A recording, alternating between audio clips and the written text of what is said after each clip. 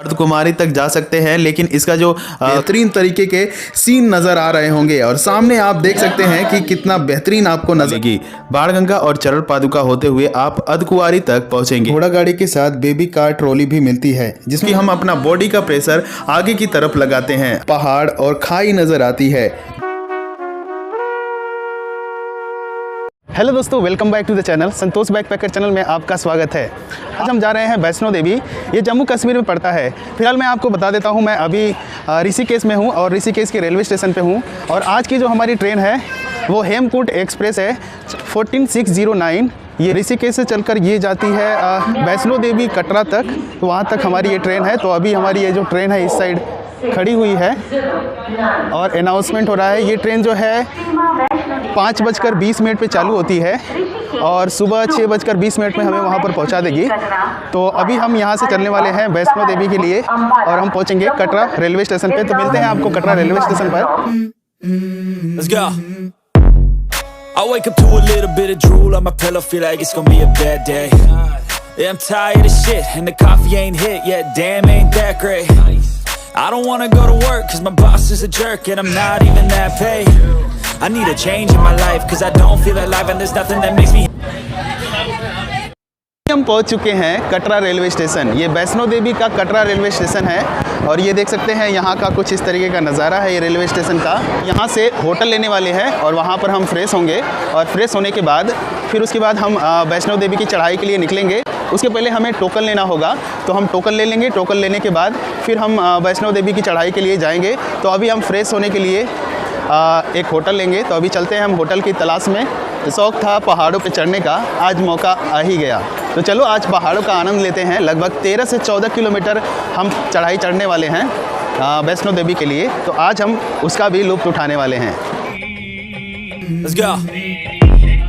I wake up to a little bit of drool on my pillow, feel like it's अभी gonna हम be a कमरे में आ चुके हैं। ये हमने रूम ले लिया है और यहीं से हम रेडी होकर निकलने वाले हैं वैष्णो माता की चढ़ाई के लिए। तो अभी हमारा ये रूम है और ये हमारा बेड है और कुछ लोग हमारे साथ भी आए हैं। तो अभी हम निकलने वाले हैं, यहीं से फ्रेश होकर निकलेंगे। ट्रेन में भाई साहब सो नहीं पाए थे, काफ़ी भीड़ थी। हालांकि टिकट जो था हम लोग का RAC था, लेकिन फिर भी किसी तरीके से रात बीत बीती बात गई, कोई बात नहीं। अभी हम पहन ओढ़ कर रेडी हो चुके हैं। अब निकल रहे हैं हम वैष्णो देवी की यात्रा के लिए। तो अभी हम होटल से चेकआउट कर रहे हैं। यात्रा शुरू करने से पहले हमें एक ID कार्ड लेना पड़ता है। वो ID कार्ड हमें आधार कार्ड जमा करना पड़ता है, तब जाके वो ID कार्ड मिलता है। ये देख सकते हैं, ये ID कार्ड इस तरीके का मिलता है। आपको यहाँ पर बहुत सारे काउंटर मिल जाएंगे। आप रेलवे स्टेशन से भी बाहर निकलेंगे तो वहाँ पर भी आपको इस तरीके के कार्ड मिल जाएंगे। आपको आधार कार्ड बस दिखाना होगा वहाँ पर आपको, और उसके बाद आपको कोई भी चार्ज इसका नहीं लगेगा। आपको फ्री में ये सारे कार्ड मिल जाएंगे और इसी कार्ड के वजह से ही, इस कार्ड के ID को लेकर ही आप वैष्णो माता के चढ़ाई को चढ़ सकते हैं, उनकी यात्रा कर सकते हैं। नहीं तो आपकी एंट्री वहाँ पर नहीं होगी। जहाँ से वैष्णो माता के लिए जाया जाता है, इसके बिना आपकी एंट्री नहीं होगी। वैष्णो देवी जाने के लिए सबसे पहले आपको त्रिकुट की पहाड़ी चढ़नी पड़ेगी। इसकी शुरुआत आपको कटरा से करनी पड़ेगी। कटरा से आगे की तरफ बढ़ेंगे तो आपको बाणगंगा मिलेगी। बाणगंगा और चरण पादुका होते हुए आप अर्धकुमारी तक पहुंचेंगे। अर्धकुमारी से आपको दो रास्ता वैष्णो देवी की तरफ लेकर जाएगा। सबसे पहला रास्ता हिमकोटी, जिसे आप आसानी से डायरेक्ट वैष्णो देवी पहुंच सकते हैं।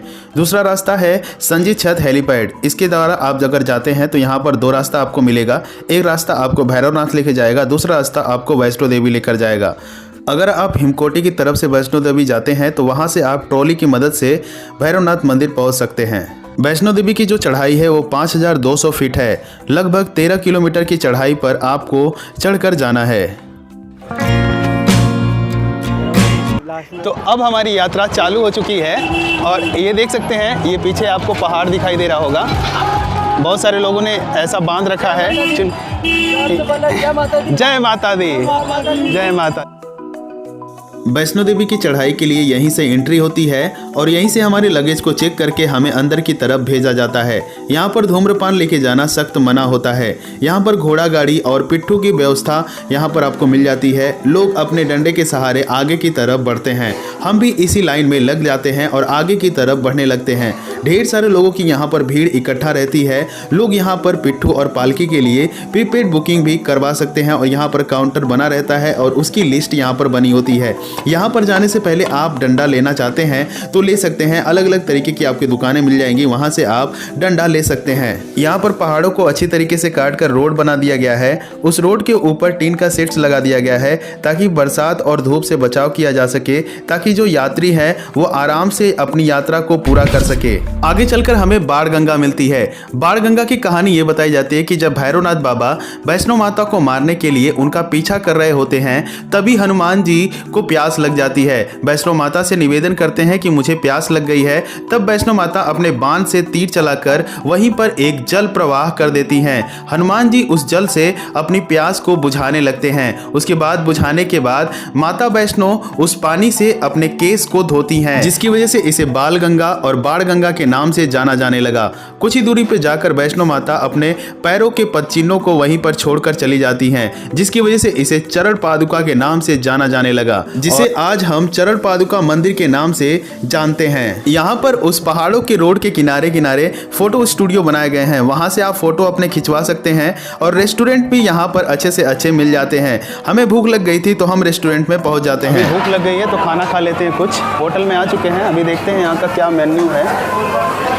यहाँ पे बहुत बड़ा सा मेन्यू है। यहाँ पर देखिए, यहाँ पे पराठा तंदूरी 10 रुपये, बटर रोटी।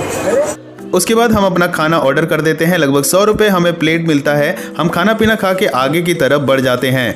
चढ़ाई पे जब हम चढ़ते हैं तो थोड़ा हमें तकलीफ होती है, क्योंकि हम अपना बॉडी का प्रेशर आगे की तरफ लगाते हैं। अगर हमें फ्लैट चढ़ाई चढ़नी रहती है तो हम फ्लैट चढ़ लेते हैं, लेकिन ये 13 किलोमीटर की चढ़ाई हमारे लिए कठिन हो सकती है। हालांकि हम अब चढ़ाई को कंटिन्यू रखे हैं और हम थक चुके हैं, थोड़ा सा बैठ लेते हैं, थोड़ा चलकर थोड़ा आराम करते हैं, क्योंकि हम 13 किलोमीटर की दूरी को एक झटके में और एक सांस में पूरा नहीं कर सकते हैं। यहाँ पर आप घोड़ा गाड़ी से कटरा से लेकर अर्धकुमारी तक जा सकते हैं, लेकिन इसका जो काउंटर प्राइस है वो 650 रुपये है। लेकिन अगर आप प्राइवेट में बात करने जाएंगे तो यहाँ पर काफ़ी ज़्यादा अमाउंट आपसे मांगने लगेंगे। यह है चरण पादुका मंदिर। यहाँ पर माता वैष्णो देवी जी ने अपने चरण के पदचिन्हों को छोड़ दिया था, जिसकी वजह से यहाँ पर चरण पादुका मंदिर बनवाया गया है। यहाँ पर बहुत सारे ढेर सारे श्रद्धालु आते हैं, यहाँ पर दर्शन करके फिर आगे की तरफ अर्धकुमारी की तरफ बढ़ते हैं। यहाँ पर आपको छोटी छोटी दुकानें, छोटे छोटे इंस्टॉल आपको मिलते रहेंगे खाने पीने वाले, और आप यहाँ का व्यू का नज़ारा देखते हुए आगे की तरफ बढ़ सकते हैं। काफ़ी बेहतरीन यहाँ पर ऊंचाई से व्यू दिखता है। यहाँ पर घोड़ा गाड़ी के साथ बेबी कार ट्रॉली भी मिलती है, जिसमें बच्चों को बिठाकर आसानी से ऊपर की तरफ लेके जाया जा सकता है और नीचे की तरफ लेके आया जा सकता है। इसके अलग अलग चार्जेस यहाँ पर दिए जाते हैं और लोग यहाँ पर अपने बच्चों को उस ट्रॉली में रखकर ऊपर की तरफ लेकर जाते हैं।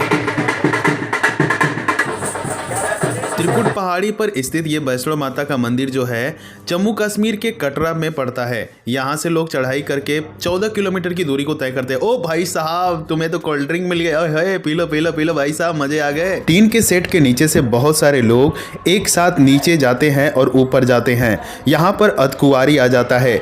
अधकुआरी का मान्यता यह है कि जब भैरवनाथ बाबा वैष्णो माता का पीछा कर रहे थे मारने के लिए, तब वैष्णो माता यहीं अधकुआरी गुफा में आकर 9 माह के लिए यहीं पर छिपी हुई थी, जिसे गर्भ जोन के नाम से भी जाना जाता है। अधकुआरी पर जब हम पहुंचते हैं तो वहां पर काफी ज्यादा ऊंचाई पर पहुंच जाते हैं।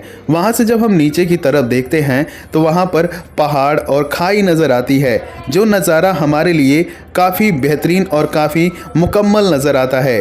हमने अपने सेल्फी स्टिक से बहुत सारे सीन को क्रिएट किया और खींचा, ताकि हम लोगों को दिखा सके और लोगों को ये बता सके कि ये नज़ारे बहुत ही खूबसूरत और बहुत ही दिलचस्प हैं। धीरे धीरे शाम हो जाती है तो हमारा स्नैक्स का टाइम हो जाता है। हम एक होटल में जाते हैं और वहाँ पर हम समोसे का ऑर्डर करते हैं, लेकिन समोसा जब आता है तो देखते हैं कि समोसा एकदम बासी और ख़राब था। फिर हम स्टाफ को बुलाकर उसे पूछते हैं कि ये समोसा कैसा है। वो बोलता है लगता है ये ख़राब हो चुका है। तो हमने कहा कि फिर इसे तुमने हमें दिया क्यों? उसके बाद हम उससे पूछते हैं कि ये हमारा पैसा वापस कर दो। वो बोलता है ठीक है। वो मालिक से जाकर बात करता है, फिर हमारा जो पैसा है वो रिटर्न हो जाता है। जब भी आप कभी भी कहीं जाइएगा तो आप इस बात का पूरी तरीके से ध्यान रखिएगा, जब भी आप पहाड़ी इलाके पे हो तो वहाँ पर होटल में जो भी खाना मिल रहा है उसे आप जांच पड़ताल लें, उसे देख लें कि वो बासी है या ख़राब है, नहीं तो आपकी हेल्थ ख़राब हो सकती है और वहाँ पर आपको इलाज करने के लिए टाइम कम मिलेगा और आप इलाज नहीं कर पाएंगे और आपकी तबीयत ज़्यादातर ख़राब हो जाएगी। हालांकि हम फैमिली के साथ थे तो हमारी फैमिली वालों ने पहले ही परख लिया कि ये बासी है। उसके बाद तुरंत एक्शन लिया और हमारा जो पैसा था वो सारा रिफंड हो गया। 5200 फीट की ऊंचाई पर चढ़ते चढ़ते धीरे धीरे शाम होने लगी थी, लेकिन तभी से अचानक से हमारे साथ एक घटना घटती है। हमारे साथ के एक रिलेटिव बीमार पड़ जाते हैं जिन्हें हम तलाश करने लगते हैं और उसके बाद हमें मजबूरन एम्बुलेंस को बुलाना पड़ता है और एम्बुलेंस वहां पर आ जाती है। ये सुविधा हमें देखकर ठीक लगता है। उसके बाद उस एम्बुलेंस में हम अपने रिलेटिव को बिठाते हैं। बिठाने के बाद एक लोग उनके साथ चले जाते हैं, फिर उन्हें डिस्पेंसरी ले जाया जाता है और काफ़ी दवा ववा देकर उन्हें ठीक कर दिया जाता है। कटरा से लेके अर्धकुंवारी तक घोड़ा, पिट्ठू और पालकी चलती है। उसके बाद यहाँ से इलेक्ट्रिक कार चलती है। इलेक्ट्रिक कार के लिए सबसे पहले आपको बुकिंग करवाना पड़ता है। यहीं पर आपको टाइमिंग दिया जाता है 7, 8, 9, 10 बजे। यहाँ पर आप अपनी लाइन लगाकर बुकिंग करवा पाएंगे और करवाने के बाद आपको एक पर्ची मिलेगी, गाड़ी नंबर, और उसी बार पर्ची से आप इन गाड़ियों में बैठकर भवन तक आसानी से पहुँच पाएंगे। लगभग 10 से 20 मिनट आपको लगेंगे। अगर आप पैदल जाना चाहते हैं तो आप पैदल भी यहाँ से जा सकते हैं और आराम से आप धीरे धीरे पैदल जाते जाते आप बीच बीच में आराम करते हुए आगे की तरफ बढ़ें और आप आसानी से पहुंच जाएंगे। अंधेरा धीरे धीरे हो गया था और हम नीचे का नज़ारा यहाँ से देख पा रहे थे। हालांकि बाउंड्री से जो नीचे का नज़ारा था वो काफ़ी खूबसूरत और काफ़ी बढ़िया दिख रहा था। यहाँ पर एक सूचना बोर्ड लगाया गया है जिस पे लिखा गया है कि यात्रियों को किसी भी प्रकार की अगर असुविधा होती है, प्राकृतिक आपदा आती है या अप्राकृतिक आती है, तो इस नंबर पर ज़रूर कॉल करें।